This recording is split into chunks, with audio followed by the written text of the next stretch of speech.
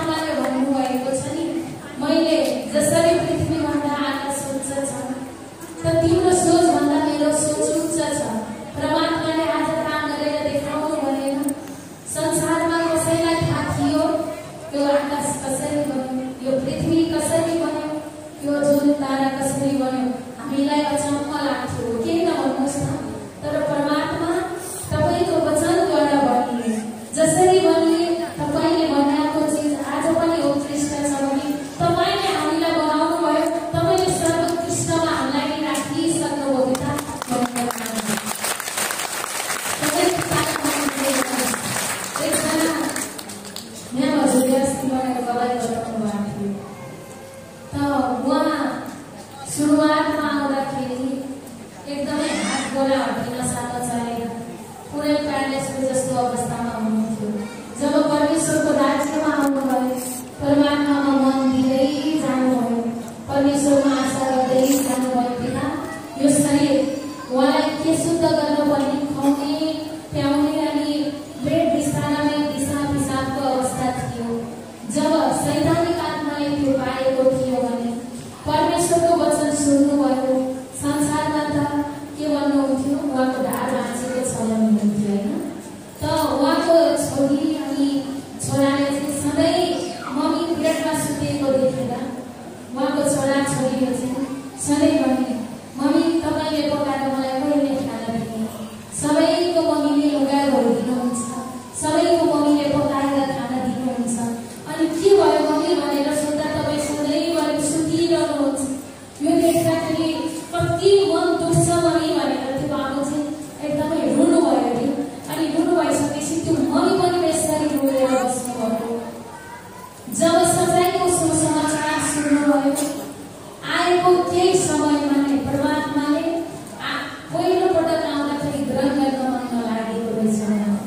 जब परमेश्वरमा मन बढाउँदै गर्नुभयो अनि परमात्माले नै दर्शनमा दिनुभएछ, कहिले खोजेको शान्ति ईश्वर त सच्चाइमा छ, जाऊ भनेर राखिदिनु भएछ।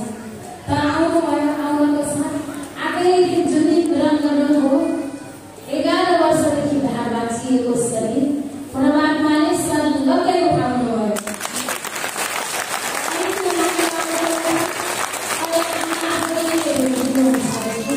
मम्मी आफैले हेरिदिनुहुन्छ, नानी बाबुलाई पुर्याउन जान सक्ने परमात्माले गर्नुभयो। यस्तो काम गरेको चमत्कार छैन। बेडलाई साथी बनाएर बसेको बेलामा, संसारले तुच्छ गराएको बेलामा, श्रीमानले तुच्छ गराएको बेलामा परमात्माले त संसारले तिमीलाई तुच्छ गराएका छौ, म पनि तिमीलाई काम गर्दिनँ भन्नुभयो। जब हाम्रो हात हड्डिन साथ लत्रेको हुन्छ, शरीर झुम्ब भएको हुन्छ, शरीरले काम गर्न नसक्ने हुन्छ, तर परमात्माले काम गरेर देखाइहाल्नुहुन्छ। परमात्मालाई धन्यवाद दिनुहोस्। उहाँले जब परमेश्वरमा मन लगाउनुभयो, परमात्माले काम गरेर देखाउनु भयो। त परमेश्वरले भन्नुभएको छ नि, यस्तो आश्चर्य कर्मको काम मैले तिमीद्वारा गरेर देखाउँछु, तिमीले प्र्याक्टिकल गरेर हेर। संसारमा के थियो त भन्दाखेरि टाउको दुख्यो भने पनि कहीँ गएर उदा पाइँदैन थियो। एकजना लोकथरीबाट आउने आमा हुनुहुन्थे, उहाँको चाहिँ घाँटीमा क्यान्सर, दुष्ट आत्माले क्यान्सर निकालेर कार्य गरेको। अनि उहाँको छोरीहरू चाहिँ अन्य शाखामा जोड्ने लिडरै हुनुहुँदो रहेछ। अनि उहाँलाई चाहिँ मन आएछ, आज चाहिँ म भवनमा लिएर जान्छु, मेरो सामानमा ठाउँ गर्छु भनेर लिएर आउनुभयो। त लिएर आइसकेपछि क्यान्सरले थुक सुन्दर मिल्न नसक्ने आमा हुनुहुन्थ्यो। अनि थुक मिल्न नसक्ने, घाँटीमा यति ठुलो डल्ला थियो, खाना केही खाना हुन्थ्यो। त सुरुमा लिएर आउँदा चाहिँ 3-4 जनाले समाएर लिएर आउनुभयो। जब परमेश्वरको योजना अनुसार परमात्माको वचन उहाँले सुन्न थाल्नुभयो, सुरुमा थुक मिल्न गएको हुने मान्छेलाई परमात्माले पछि के खान सक्ने यो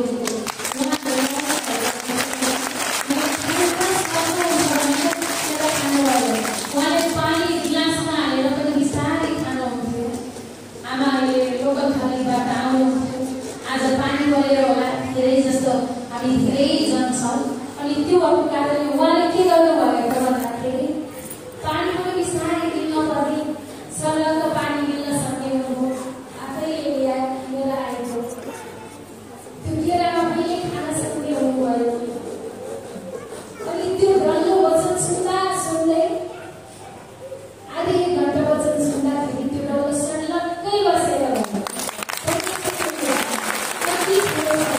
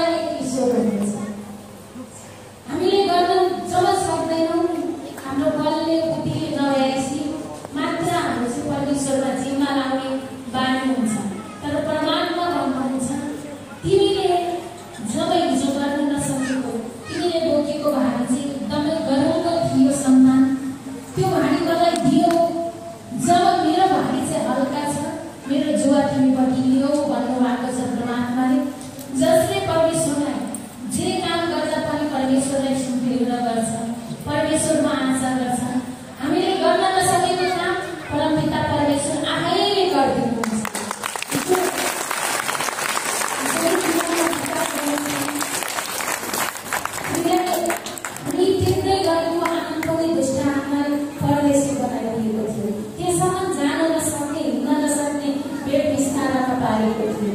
तर परमात्माले आज के गर्नुभयो? सदनको उठाएर नचाइदिनु भयो। जहाँ तपाईँको थियो त्यही ठाउँमा उठाएर परमात्माले चमत्कार गर्नुभयो।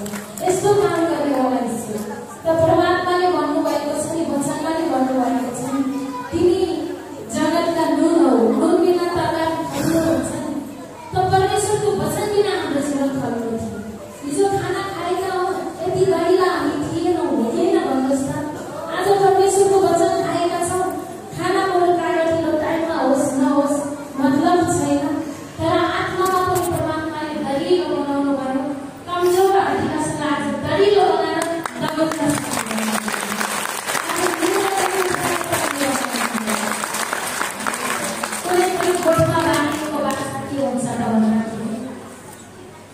उसले के गर्छ त भन्दाखेरि सधैँभरि बानीको बाछो छोडिदिनुहोस्। जब छोड्न बस्छ त फुत्रो फुत्रो उफ्रेर कस्तो मजाले नाच्न सुरुवात गर्छ। त किन नाच्न सुरुवात गर्छ त भन्दाखेरि ऊ बन्दरमा थियो, बन्द तोडिन साथ ऊ खुसी भयो, नाच्छ, चढ्न जान्छ। हिजो हामीलाई शैतानिक आत्माले त्यसरी बन्धनमा पारेको थियो। जब सच्चाइको सत्यतालाई जान्यौँ, त्यसै गरी बाटो जसरी उठेर नाच्यौँ, त्यसै गरी आज हामी नाच्न पाएका छौँ, खुलेर हाँस्न पाएका छौँ। यो हाँस्न पनि हिजोको दिनमा के भन्नुहुन्थ्यो त भन्दा धेरै नाच है, हाँस्यो भने नासो हुन्छ भन्नुहुन्थ्यो। आज सच्चाइमा आएर जति हाँसेका छौँ झन्डै परमात्माले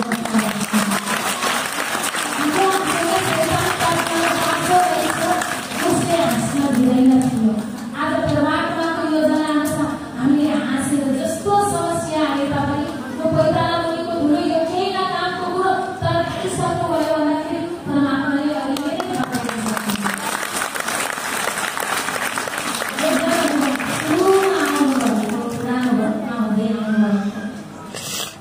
मैले यो गवाई ढुक्कै बताएको छु। आज परमात्माले गवाईलाई नै मनमा हाल्नुभयो। त बुवा आउँदाखेरि उहाँले पहिला ग्रिल कारखानामा काम गर्नुहुँदो रहेछ नि, माटोकी पछाडि। अनि एकपछि उहाँलाई प्रेसरले हानेर कान पनि नसुन्ने, आँखा पनि नदेख्ने, मैले दाहिने हडै नचल्ने बनाएको रहेछ। अनि सचाइमा गयो भने ठिक हुन्छ भनेर आफूमा भन्नुभयो। त्यतिखेर धर्मस्थलीमा महिमा त्यो शनिबारको दिन म चाहिँ महिमा सकाएर छिटो छिटो निस्किनुपर्छ भनेर मन गरेको। अनि त्यो दिन भर्खर नयाँ भवन लिडरहरू पनि त्यति पौध हुनुहुन्न थियो। ग्रहण गराएर चल्ने गऱ्यो। साथै हामी निस्किन पर्ने, मैले निस्किनु, उहाँ पनि निस्किनु। यहाँ मैले आँखा देख्दैन थिएँ राम्ररी। यहाँ हेर्नुहोस् न, मैले तपाईँलाई क्लियर देख्न थालेँ कस्तो थियो। कान सुन्नु हुन्न थियो, कान सुन्न सक्ने, त्यो कान सुन्न थालिसकेपछि त हिँड्न चलेको त केही पनि होइन। परमात्मा तपाईँले चलाइसक्नु भयो भनेर मन बनाउनु भयो। अहिले पुरै हड्डिन सचल्ने हो।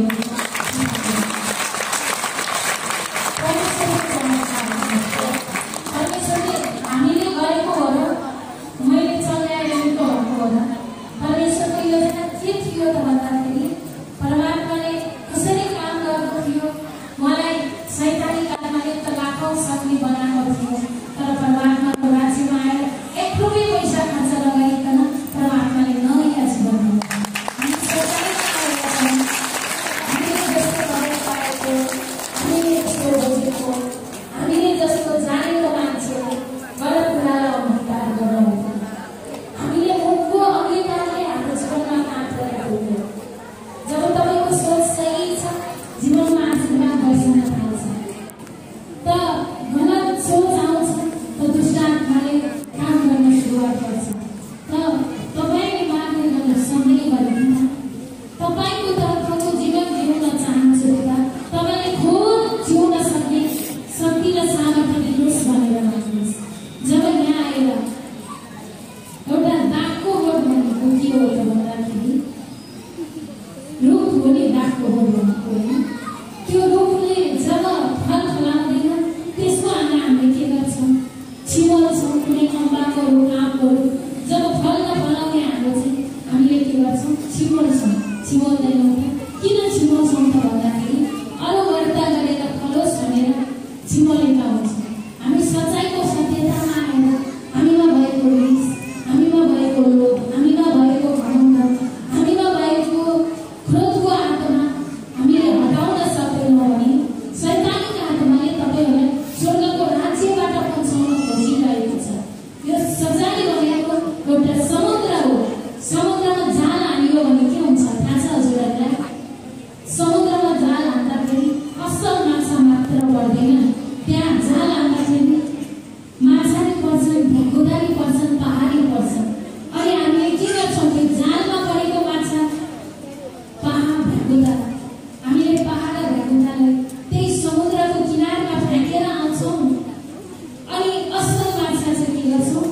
भाँडे बेलुकाको लागि खाना हो भनेर भोजनको लागि तयार गरेर एउटा बाटामा हालेर राख्छौँ।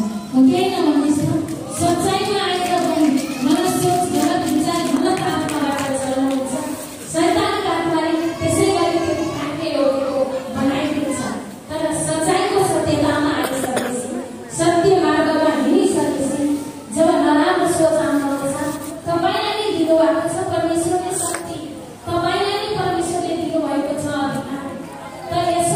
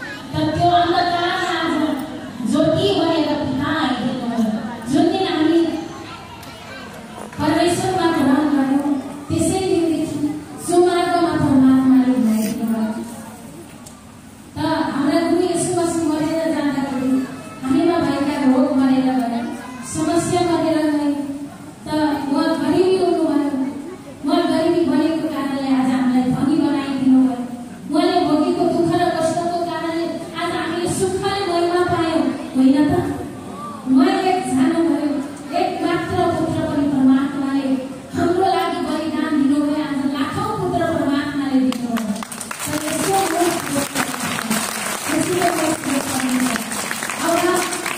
एक भक्ता थिए त अब्राहमलाई परमेश्वरले के भन्नुभयो, मैले तिमीलाई जुन देश खाऊ भन्छु त्यही देश जाऊ, त मैले तिमीलाई आशीर्वाद दिनेछु भनेर परमेश्वरले भन्नुभयो। त अब्राहमले के गर्नुभयो, आफ्नो मसिराएको ठाउँलाई छोडेर अर्को ठाउँ जानुभयो। जति अब्राहमले त्यो ठाउँलाई तिर्नुभयो त्यसमा परमात्माले आशीर्वाद दिनुभयो। यो भूमि तिम्रै हो भनेर परमात्माले भन्नुभयो। त अर्पणको साथ के गर्नुभयो, परमेश्वरले भन्नुभएको छ गाउँमा जो आशीर्वाद छ, कतिको छोराछोरी विदेश जानुभएको छ। वचनबाट छोराछोरी विदेश नजाउन्जेल परमात्मा म त तपाईँमा मजाले अन्य भाषा गर्छु, प्रार्थना गर्छु, म तपाईँमा गर्छु भन्ने सोच हुन्छ। अनि परमेश्वरको योजना अनुसार तपाईँहरूले मागेको काम के हुन्छ, पुरा हुन्छ। छोराको बलिलाई विदेश लानुहुन्छ। विदेश गइसकेपछि मेरो कर्मले गर्दाखेरि गएको, मेरो कर्म र धर्मले गएको, किन म सजायमा गइराख्नु पर्यो भनेर परमेश्वरलाई भुल्नुहुन्छ। अनि परमेश्वरलाई भुलिसकेपछि के हुन्छ त, फेरि उहाँ गएपछि काम पाउनुहुन्न। अनि आँटिँदै अतालिँदै आउन सुरुवात गर्नुहुन्छ। म्याम मेरो छोरी त यति महिनादेखि भोको छ, मेरो बहिनी त यति महिनादेखि भोको छ, काम पाएन भन्दै आउनुहुन्छ। सधैँ राम्रो हुनको लागि त सधैँ राम्रो मन गरेर राम्रो मन गरेर त्यति काम मिल्यो भने अरू राम्रो मन गर्नुहोस् त, अरू राम्रो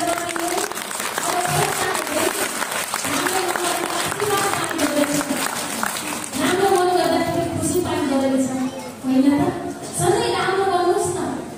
त परमात्माले भन्नुभएको छ मैले दही पखाली गरेँ तिमीलाई चम्काएर मेरो राज्यमा चुनेर लिएर आउँ।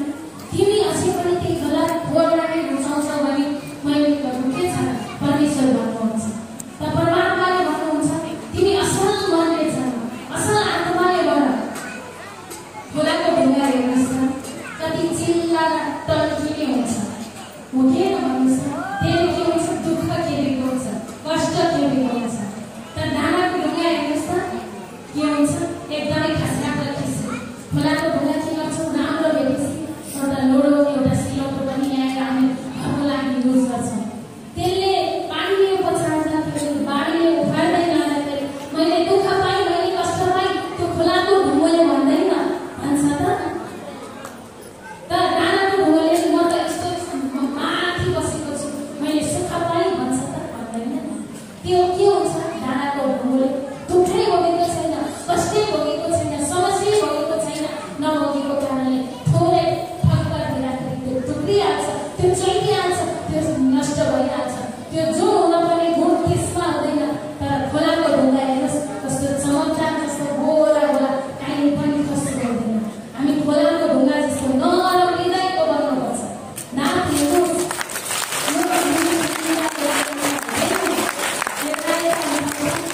यो